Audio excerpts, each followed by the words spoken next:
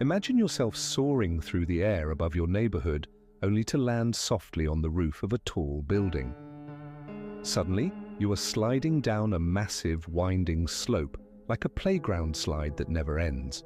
When you hit the ground, you sprint, leap, and find yourself flying once again.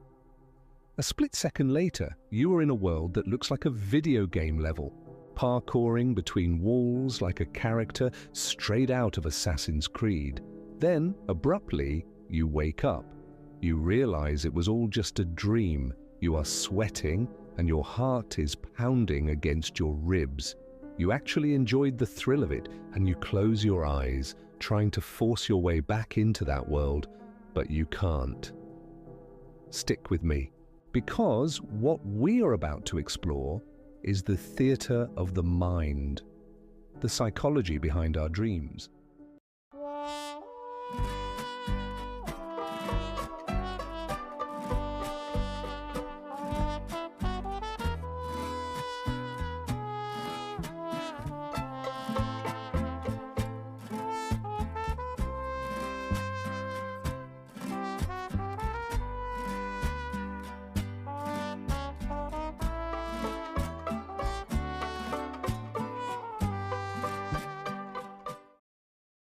Every single night, without exception, you enter a state of hallucination where the laws of physics do not apply and time folds in on itself.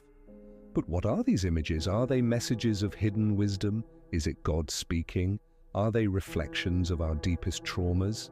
Or just the electrical noise of a brain that refuses to shut down? Let's discover what the greatest geniuses of psychology have to say about what happens when you close your eyes. To begin unraveling this mystery, we need to visit Vienna at the turn of the 20th century. This time, we aren't going back to Assassin's Creed, but to learn about the man who placed dreams at the very center of science, Sigmund Freud. For Freud, dreams were the royal road to the unconscious. He believed the human mind is like an iceberg, where the vast majority of our desires and traumas are hidden beneath the surface of the water. Freud proposed that dreams have two layers. The manifest content is the story you actually remember. For example, dreaming that you are flying over your city, but the latent content is the symbolic meaning hidden underneath. For Freud, flying might represent a longing for freedom or even a suppressed primal desire. In the Freudian view, a dream is a disguise. Because our conscious mind couldn't handle facing our most primitive and dark impulses, our internal censor transforms those desires into strange symbols so we can keep sleeping undisturbed. But if we fast forward a few years, we find Carl Jung, who held a completely different perspective. Jung was a student of Freud, but he eventually broke away because he believed dreams were much more than just repressed desires. For Jung, a dream doesn't try to hide anything, it tries to reveal.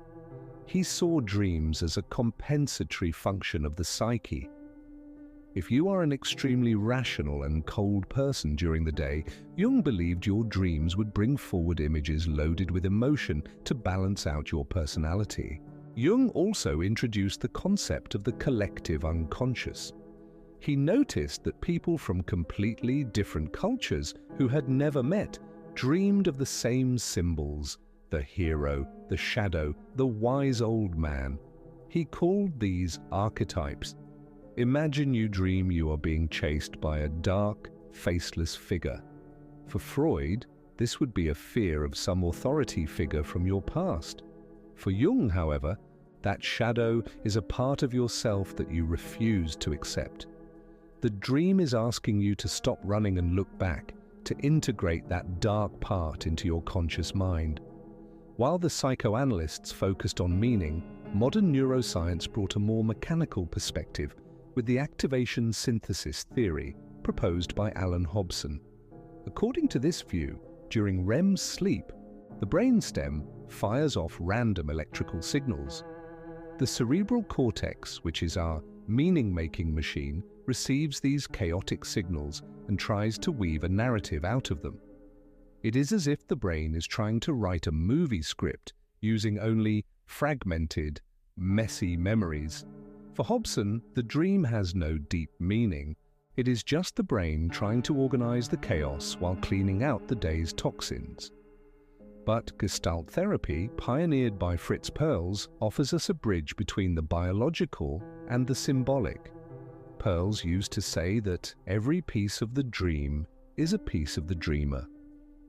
If you dream of a car without brakes, flying down a mountain, you aren't just the desperate driver.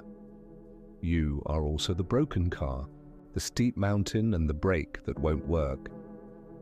Each element represents a part of your personality or a conflict you are currently experiencing. When you look at a dream through this lens, you aren't looking for a dictionary of symbols. You are looking for an integration of your fragmented self. Let's look at a classic example, the dream of losing your teeth. Freud might say this is linked to an anxiety regarding power or castration.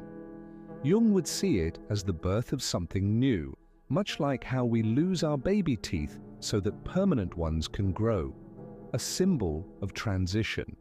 Meanwhile, modern cognitive psychology might suggest this dream reflects a feeling of losing control or the difficulty of biting into and facing a tough situation in your waking life. Notice how the same image can be a complex map depending on which lens we choose to use. The truth is that dreams remain one of the last unexplored territories of the human experience. They are the place where chronological time dies and the impossible becomes everyday life. Whether dreams are just the brain doing some house cleaning or the soul trying to speak to us in forgotten dialects, we may never know for sure. But one thing is undeniable: they show us that we are much more vast and mysterious than we believe ourselves to be during the day. A dream is the moment the ego lowers its guard and allows the immensity of the unconscious to manifest. Whether through terrifying nightmares or sublime flights, they remind us that reality is just one of many layers of our existence. If this dive into the theater of your mind sparked your curiosity, perhaps it's time to understand how your personality is shaped by forces you don't even notice. Click on the video appearing on your screen right now to continue discovering the secrets of the human psyche and how the theories of the great masters can help you understand yourself and the world around you.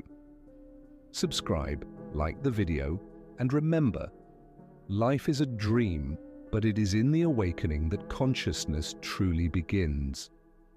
I will see you in the next video.